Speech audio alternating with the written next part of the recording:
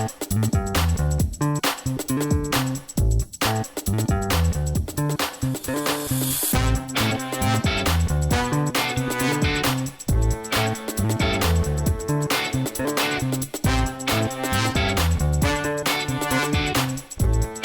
everyone. Thank you for tuning in to the Postmodern Realities podcast, brought to you by the Christian Research Institute and the Christian Research Journal.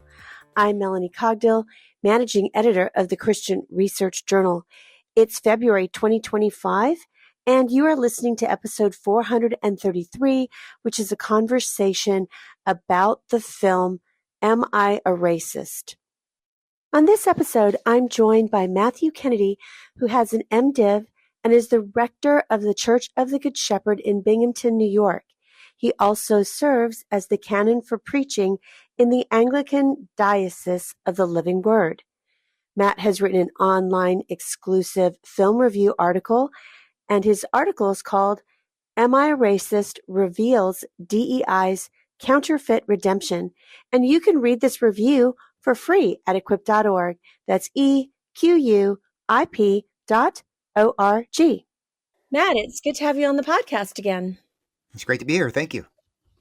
Well, as I just noted, Matt has done a review for us of a documentary called Am I Racist? But before I ask him specifically about the content of that film, I think in the media these days, we're getting a lot of these terms that are in the film, kind of reported on, and some people are not even sure what that is. So there's a lot of terms that are surrounding kind of the modern movement regarding racism in our country. And so I'd like Matt to kind of comment on that and then also talk to us about what the Bible has to say about it before we actually go into the specifics of the film. So first of all, some of the things that are mentioned in the film and that we're hearing in the news lately are terms like critical race theory and anti-racism. What is that? Isn't anti-racism a good thing? Shouldn't we be anti-racist? Yes, we should be against racism if that's what the term means. But sadly, that's not what the term means. You could probably trace it all back to a nexus of ideas called broadly critical theory, and these ideas were formed by some thinkers out of what was called the Frankfurt School in the maybe 20s or 30s, 1920s, 1930s, who were trying to answer the question, after the Great Depression, Marxists expected the Great Revolution because capitalism had obviously failed. But instead what they found is that a lot of the workers, a lot of the working class people who they expected to become Marxists at that point were actually becoming fascists. So these guys, what they did was they decided to expand Marxist analysis of hierarchy away from just an exclusive focus on economics and class, and think more about hierarchy in general, the theories of power, and so they just applied Marxist categories to hierarchy.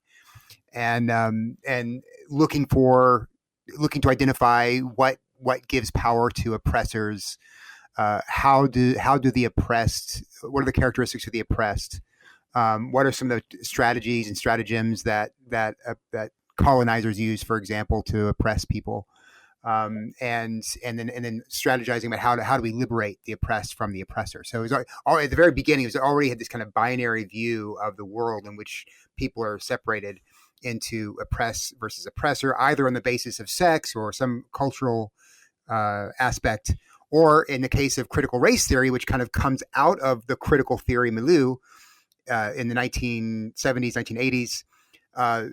That this analysis says, well, the main problem is one of those with white skin have engineered and ordered a society designed to oppress those with black skin. The whole idea of whiteness and blackness is, they argued, was a theoretical construct in order to enable the oppression of the people of color.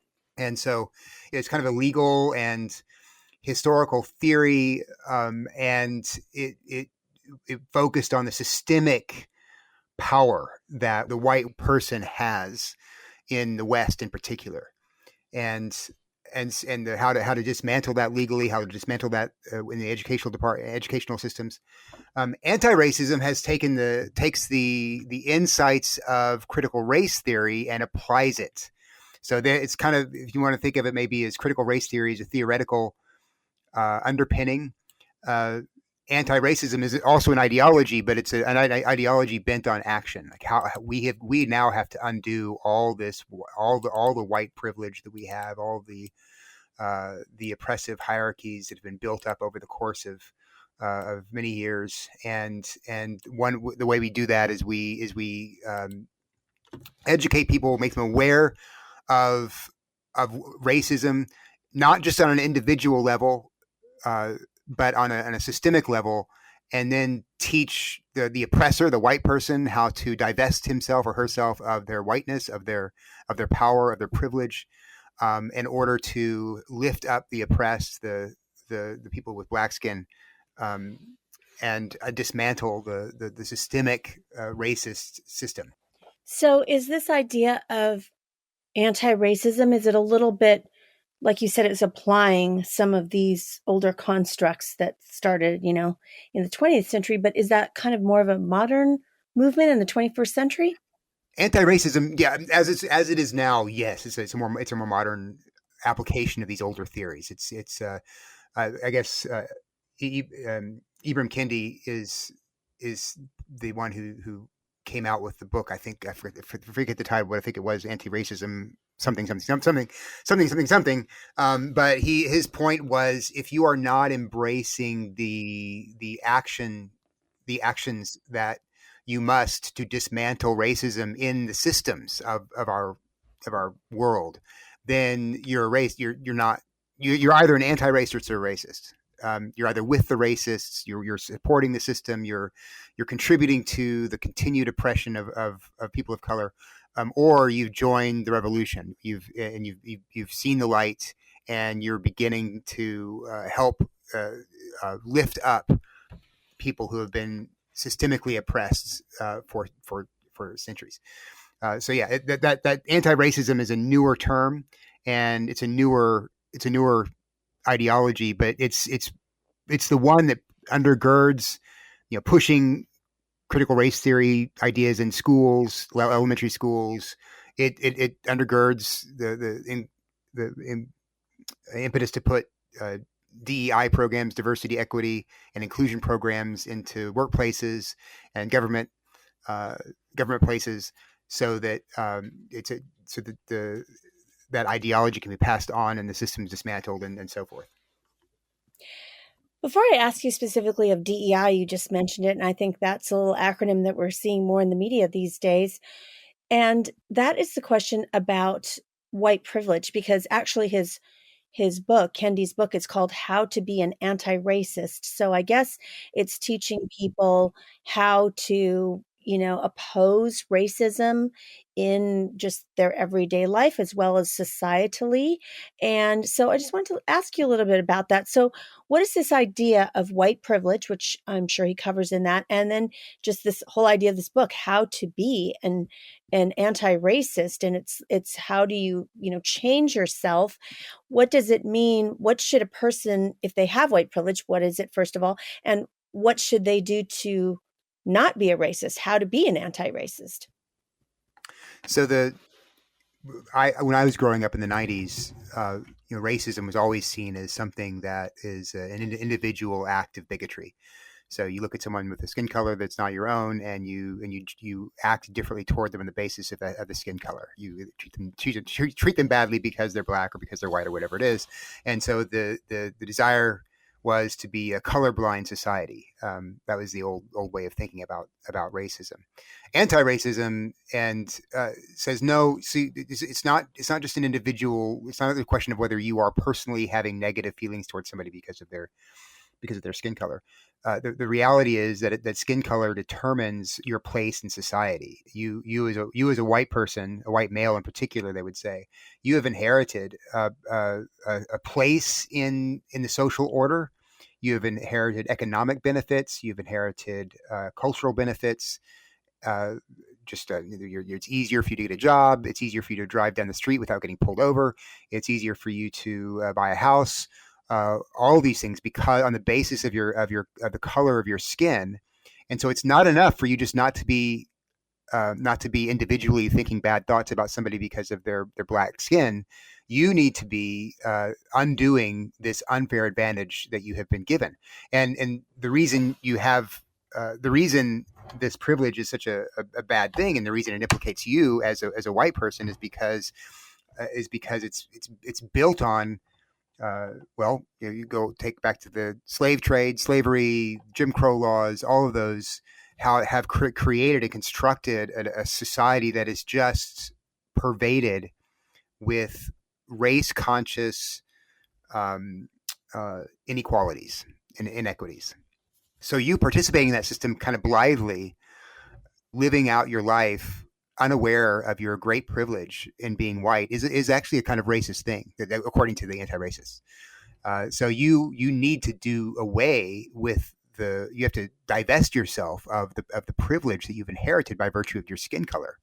First thing you need to do is start learning. You do the work, read the books, open your eyes, become, I guess, Marxists of past ages. This would be considered your moment of coming to a revolutionary consciousness, where you see the binaries, you see the oppression where it is, you recognize yourself as an oppressor, and then you have to become an ally. You have to take up action and stand by the people of color and help to redistribute privilege away from people with white skin.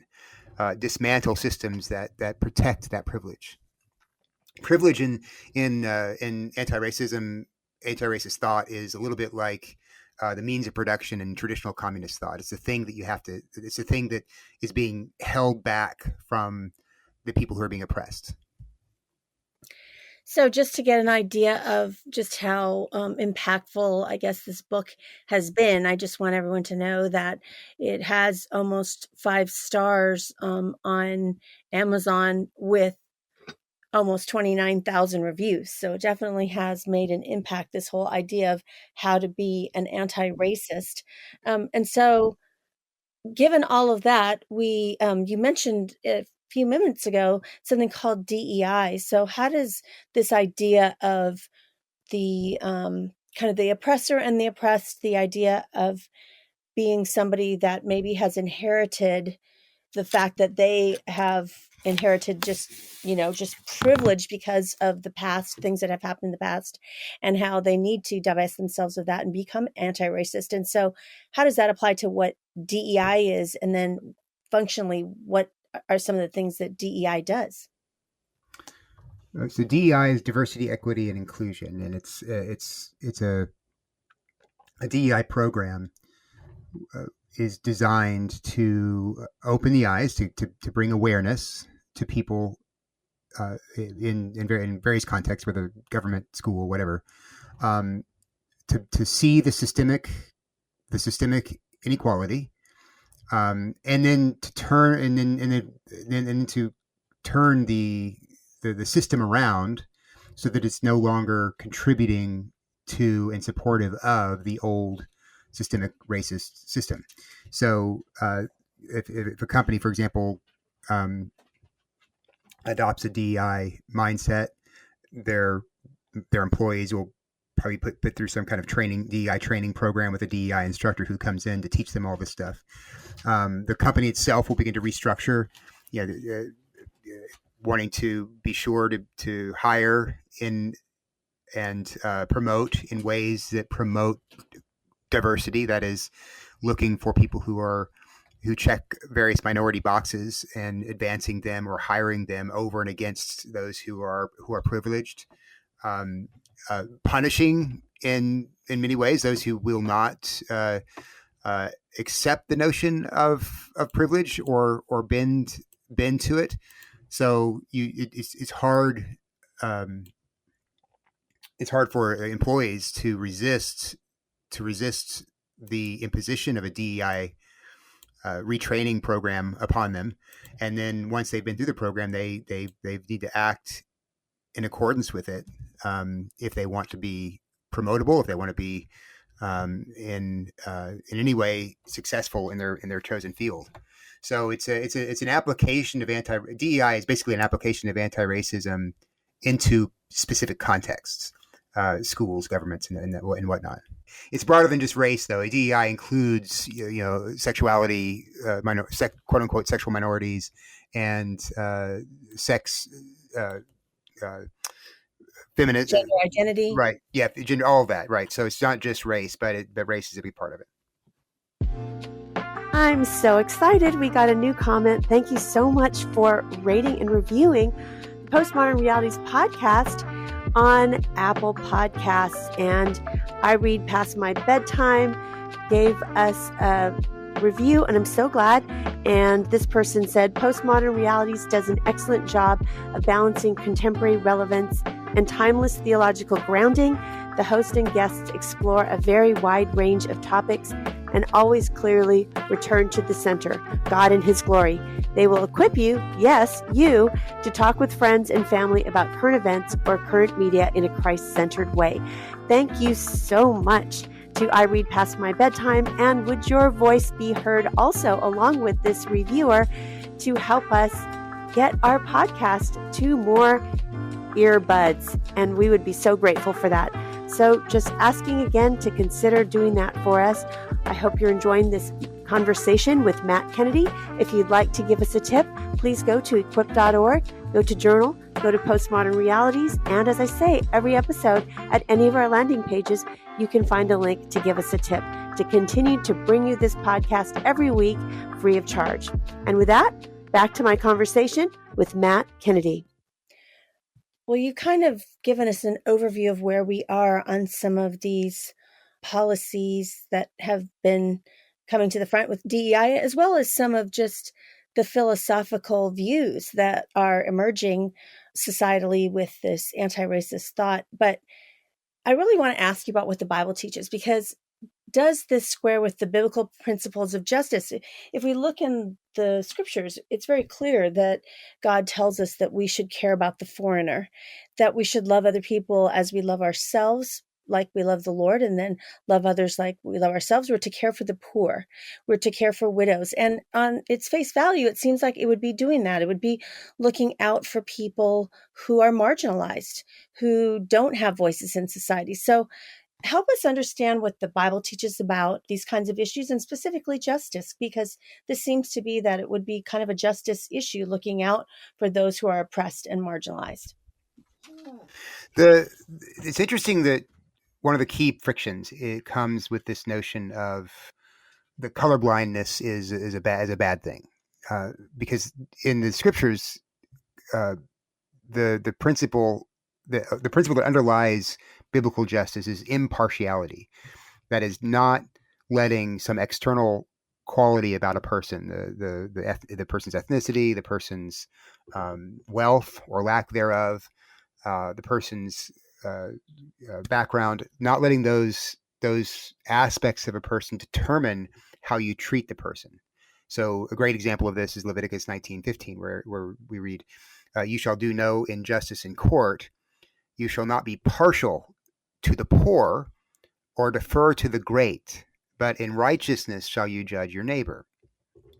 Now, I think we could probably agree that in most societies, not just in America, but in most societies, the wealthy person has more privilege, has more access to the heights of power and more access to gaining more wealth. But nevertheless, in the scriptures, that privilege is not seen in and of itself as something that the wealthy person, in this case, needs to repent of and be done with. No, when it comes to the application of justice,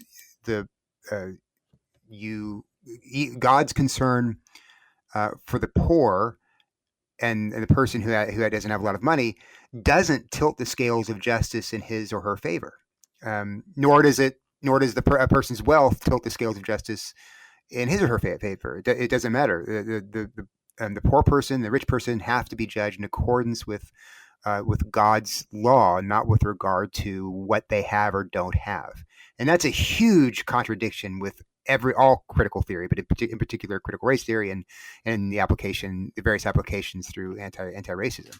It's all predicated on the fact, oh no, if you have this color of skin and you live in this society, well then then the scales of justice need to tilt away from you and toward those who are without.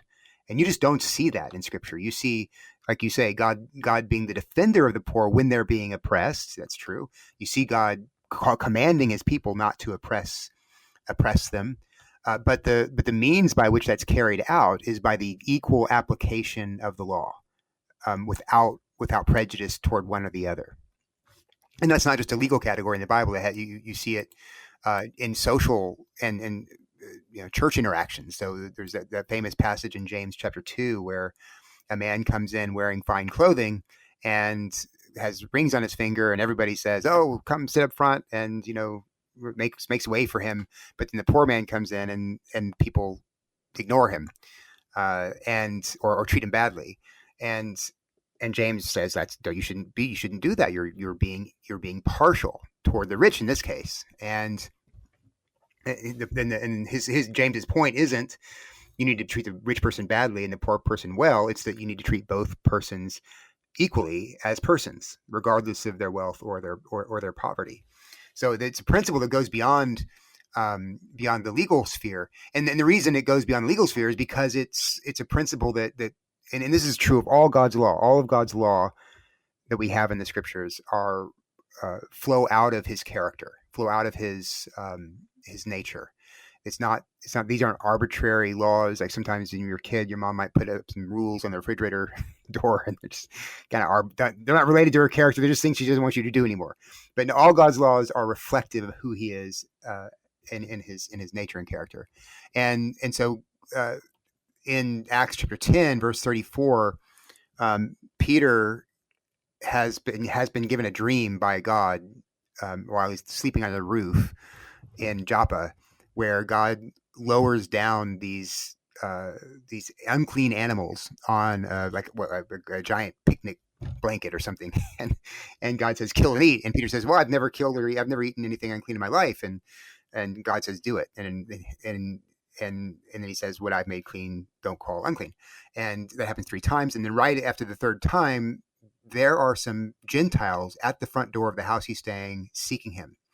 And he goes with them, and they take him to a Gentile centurion, a Roman centurion named Cornelius, who has been visited by an angel who told him to send for Peter.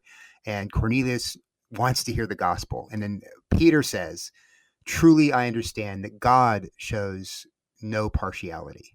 That the reason impartiality is at the core of biblical justice is because God is not a respecter of persons. He judges equally. He doesn't let your race or your skin color or your whatever blind him or in your favor or against you." So it all flows out of God's nature and character. Another aspect of this, another biblical principle that I think gets confused in the modern era is that the notion of race isn't a biblical notion. At least the notion of race based on skin color is not a biblical notion. I actually agree with some critical race theorists who say the race is a construct. It's not a social construct. It's not inherent to who we are. But I disagree about why it's been constructed, but they're right about that. And in the Bible, the differentiation is an ethnic one. So, for example, there are Romans and there are Greeks and there are Scythians named in the New Testament. They all have white skin, but they're not called white people. They're called Romans, Greeks, and Scythians. And the same thing with people who have black skin color, the Ethiopian or the Cushite or the Nubian. They're not called black people. The black skin is recognized, but that's not how they're categorized. They're categorized as Ethiopians or Cushites or Nubians. And this is important because when it comes to taking responsibility for past oppression, which is what, according to anti-racism, I'm supposed to do as a white person. I'm supposed to take responsibility for the sins or for the injustice of white people. That there is biblical precedent for taking responsibility and redressing the sins of one's predecessors, so long as you are identified with them. So, for one of the greatest prayers in all of the Old Testament comes from Daniel chapter 9, where Daniel confesses and seeks mercy for the idolatries committed by the people of Israel, his people, for generations. Even though Daniel isn't an idolater, he hasn't committed those sins, but he confesses those sins. But, and this is crucial, he doesn't take responsibility and confess the sins of all brown-skinned Semitic people. He's talking about his particular people. So just maybe a modern application of this principle is, it might be appropriate for the grandson of a Ku Klux Klan member to acknowledge his family's past role in racism and make amends for that, even though he's not personally guilty of it, to express regret for that. It might be appropriate for a pastor, as I use this example in the article, for a pastor of a church that once taught racism in the past to acknowledge and renounce that error. But if just because my skin color is white doesn't mean that I need to apologize for what people I have no relationship with at all. But the only thing I share with them is the color of my skin for what they did maybe in the 1800s. I can't repent. That has no bearing on who I am or any relationship to me. My relatives came in from Canada after the Civil War, so I'm not going to apologize for what a person with white skin did in the South.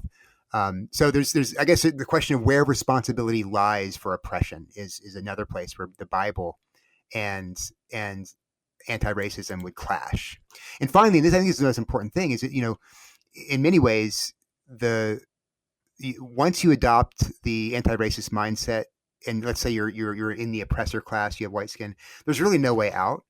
Your whole life then becomes one of trying to get out from under the shame. You're guilty by virtue of who you are, and no matter how much work you do, no matter how many books you read, no matter how many classes you take, you're still going to be in that oppressor class. You're still going to be needing to apologize for who you are. You're still going to have shame. Whereas in the Bible, even there's always a way out of sin, no matter what you've done, and no matter even the sin that we have as by virtue of being born with original sin. You can always, when you repent, you are cleansed, forgiven, and justified, but through faith in Jesus Christ. It's over at that point. God throws your sins behind his back. He's blind to them. He credits you with righteousness. He imputes your sin to Jesus. You are set free and liberated from the sin, and that applies to both oppressors and the oppressed. It's applied impartially to all who believe. And there's just nothing like that in anti-racism. It does have a lot of religious aspects, and it talks about redemption and liberation, but it actually brings slavery and hardship to those who embrace it. Well, now I want to set the stage a little bit for the actual asking about this film, a documentary that was released in the fall of 2024. And the title of your film review says it kind of refers to anti-racism and labels it as a counterfeit redemption. And you were just kind of talking about that a little bit. What do you mean by a counterfeit redemption? Well, in the film, it is couched as Matt Walsh's redemption story. He's on a journey to be redeemed of his whiteness. It's all tongue in cheek, of course, but he sees something on the television in a diner, and he wonders, am I a racist? Right, and then that sets him off on his journey, and he's trying to follow all the rules of anti-racism and learn them, follow them, embrace them. He becomes a DEI instructor, right? And the film in all of this is an attempt to escape the evil, escape the taint of being an oppressor. And we can talk more closely about the how the film actually unfolds later if you'd like. But in the end, it really this process culminates with a kind of a struggle session where he is leading a group of people through a class and on DEI, and he wheels in his someone who I guess it's an actor, but someone playing as though he is his racist uncle Frank, who told a racist joke 20 years prior, and he invites the people in the class to mock or to denigrate Uncle Frank. He starts off. He said, he told them, you've dehumanized people, you've marginalized people, and then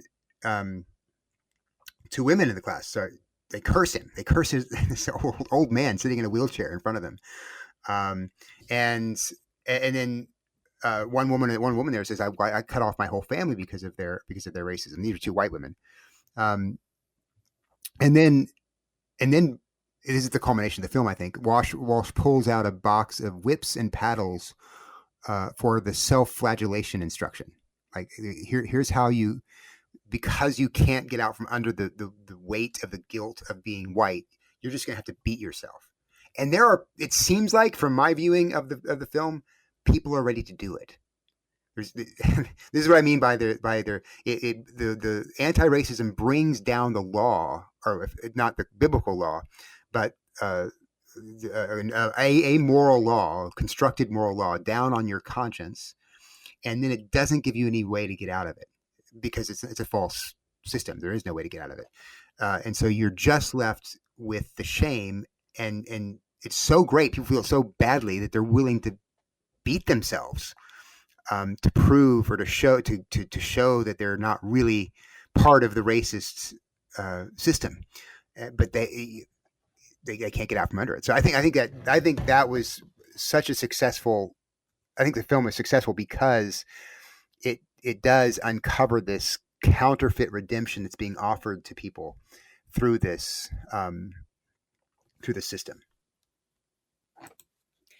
So I want to talk about the movie now. And what is this documentary about? You kind of said it's couched as his journey, Matt Walsh's journey. Who is Matt Walsh?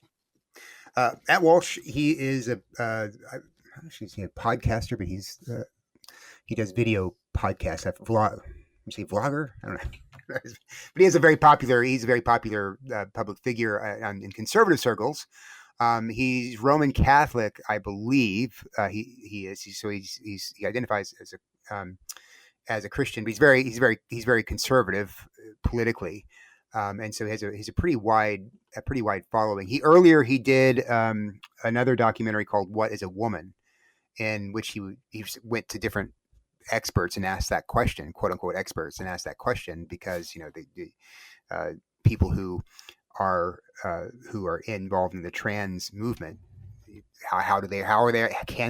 can they define what a woman is? And it turned out in this documentary that not many of them were able to define what a woman is. So this is kind of the same idea. It's kind of I wouldn't say mockumentary, but it's an expose. The idea is to take anti-racism and DEI to its logical conclusion, and he does that.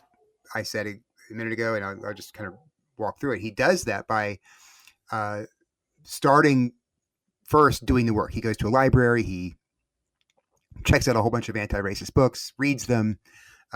He decides he's going to go to a workshop, and he, of course, wears a disguise, and not a very good one, but he wears a disguise, and he just plays the earnest, I want to learn, I want to be here. He overdoes it, but and I describe how he overdoes it in the article on purpose. He takes everything to its literal extreme in this anti-racist workshop, and ultimately they realize who he is and they kick him out.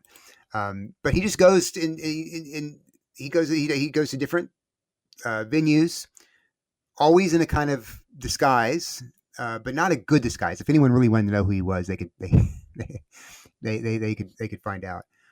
He goes to, for example, this, what is it called? There's these dinners, race to dinner, and there's two women who for $5,000 will a piece will teach white women how racist they are over dinner. And Matt Walsh gets access to this by pretending to be one of the waiters who are serving the food in this, and he can't help but join the conversation because by this time he's become a licensed DEI instructor, and he plays along with the whole thing, taking all of the assumptions that they have and agreeing with them, and taking them to the logical conclusion, which actually turns out to be rather absurd. So it's very, all the way through, it's very funny. It some places it's very cringe. Like that particular scene, to me, I had to walk out of the room because it was really embarrassing. But my kids thought it was really funny. And most of the scenes have most of the interviews and the workshops and the classes that he does have that kind of humorous element where he's deadpanning. We know he's not serious, but the people who are teaching him don't know that, and so he's deadpanning. He's responding to them in overly literal ways. They get frustrated and they end up just exposing themselves in many ways. The one of the famous scenes is he actually manages to get an interview with Robin DiAngelo, who's the author of White Fragility, which is another really famous anti-racism book. And he paid her $15,000 for this interview. And the interview culminates with Walsh has brought in his producer, who's black. His producer's name's Ben, and he's part of the interview. And as he's talking with DiAngelo, he looks at Ben and he says, "You know what? I feel like all of my privilege and all of my oppression, I need to start paying you reparations right now." So he pulls out his wallet and he gives $20 to his producer Ben as reparations. And then he asks DiAngelo, "Well, are you going to do the same thing? Are you going to give him money for reparations because you're white?" And she says, "Well, that's reparations is a systemic thing, not an individual thing." And Matt Walsh says, "I'm not waiting for the system." And so she finally gives him money. She finally gives Ben money.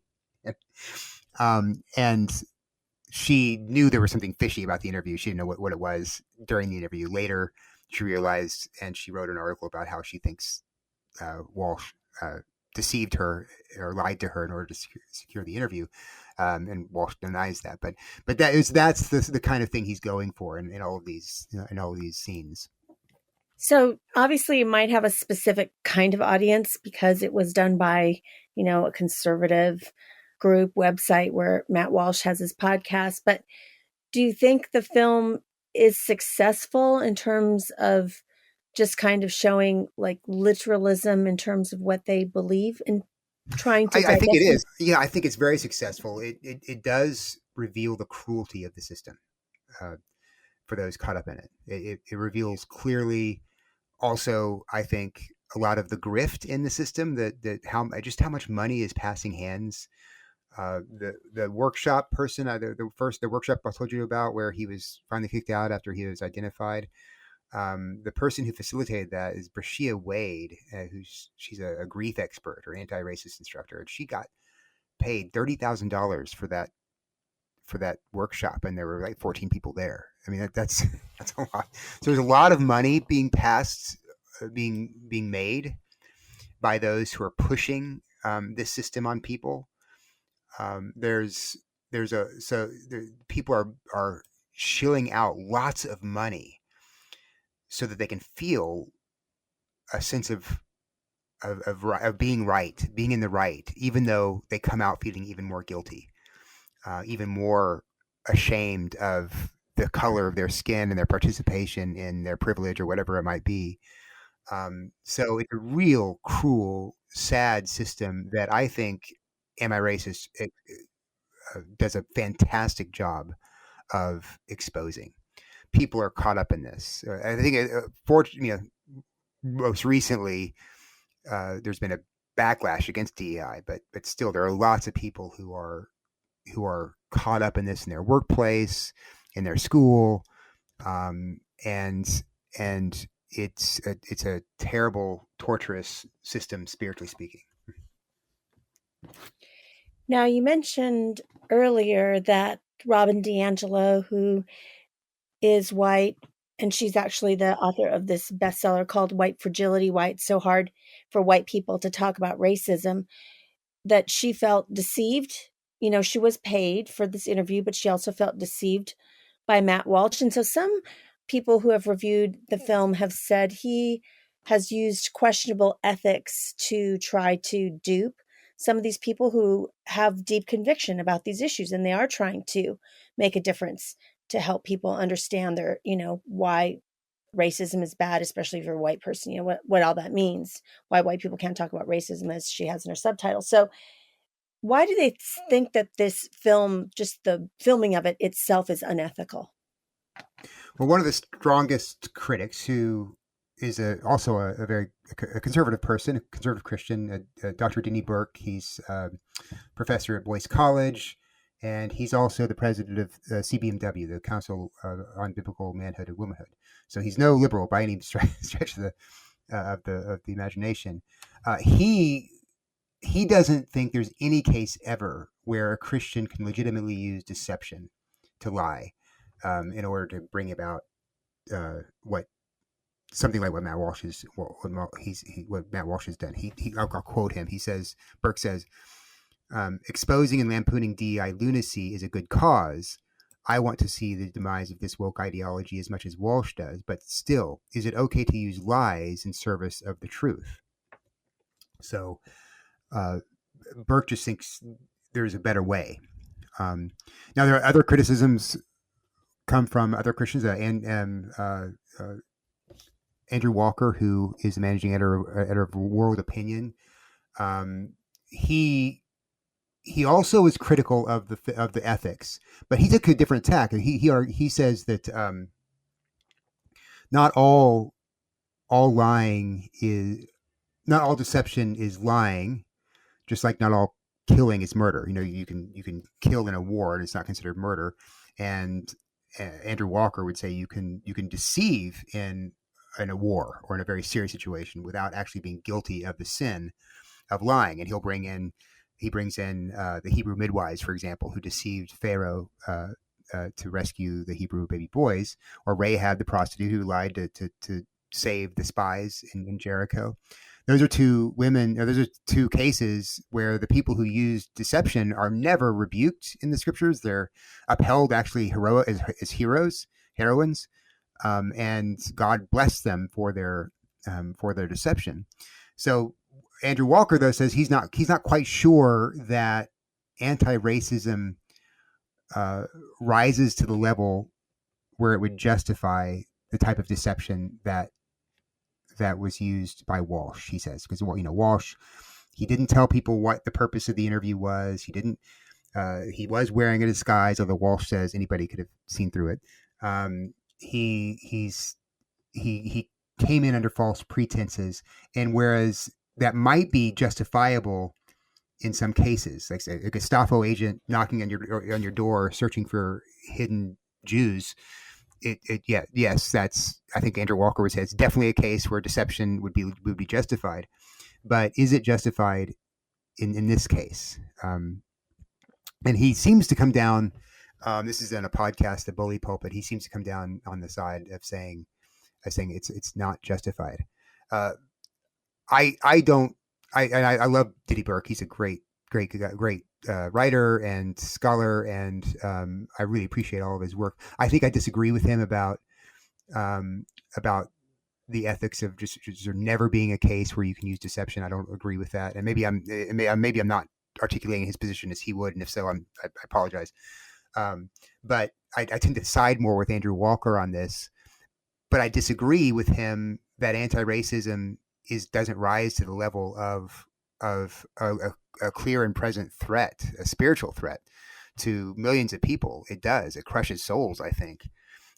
So I tend to say that if you take the view that sometimes deception does not fall into the category of sinful lying.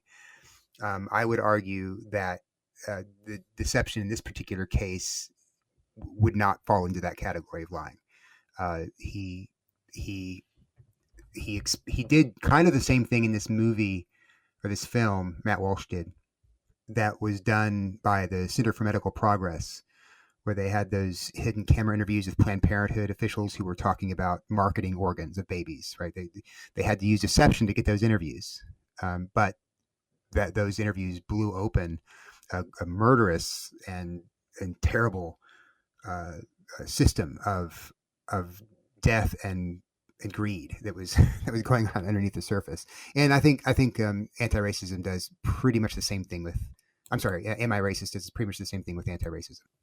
So what about the movie itself? Do you think, there's different views? You just talked about two different views and you had a different one as well. So three different views about even, would it make some Christians uncomfortable seeing it, knowing that Matt wasn't on the up and up for how he procured these particular interviews, plus he paid some of the people. But do you think it's a movie that Christians should watch or could watch?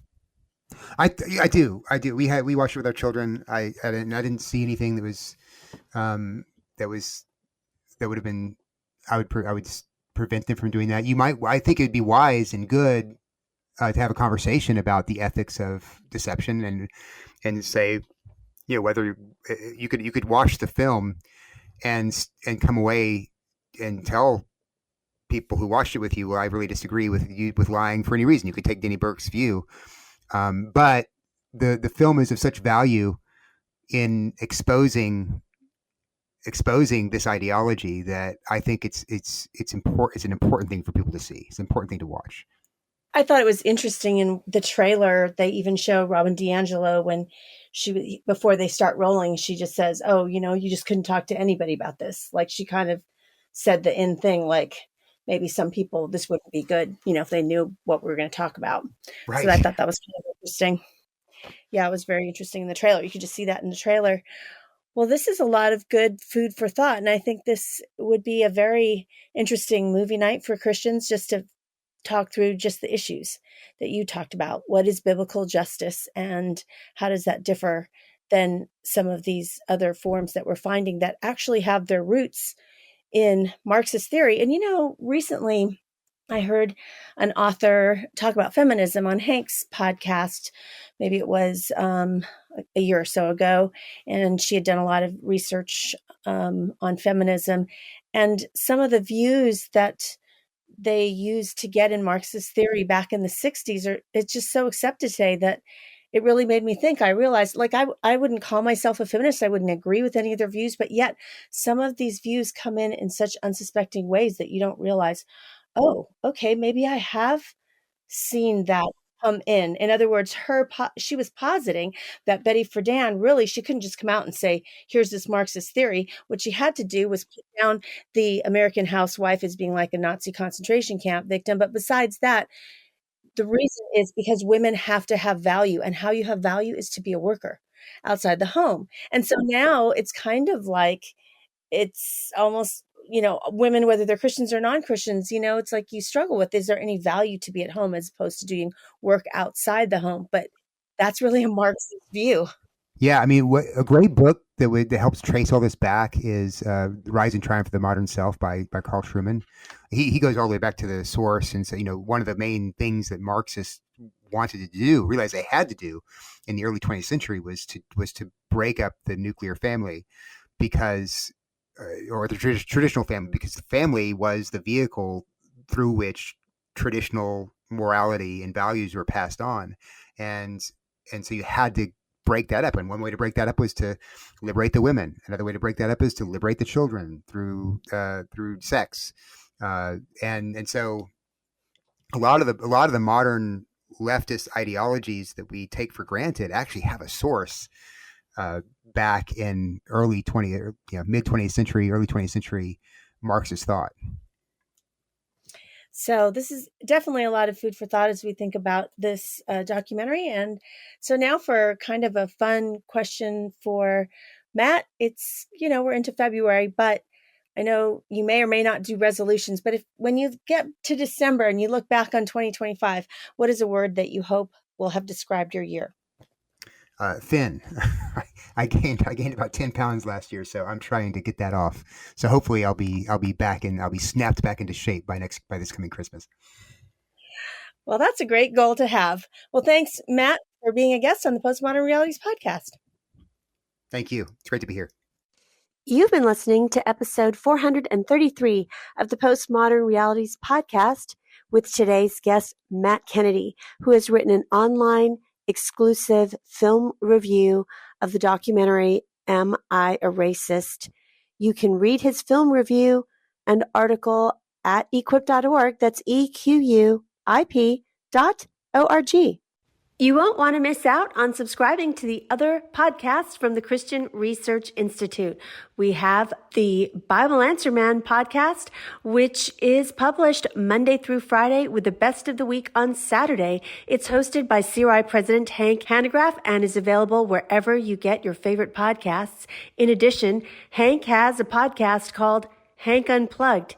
Hank takes you out of the studio and into his study to engage in free-flowing, essential Christian conversations on critical issues with some of the most interesting, informative, and inspirational people on the planet.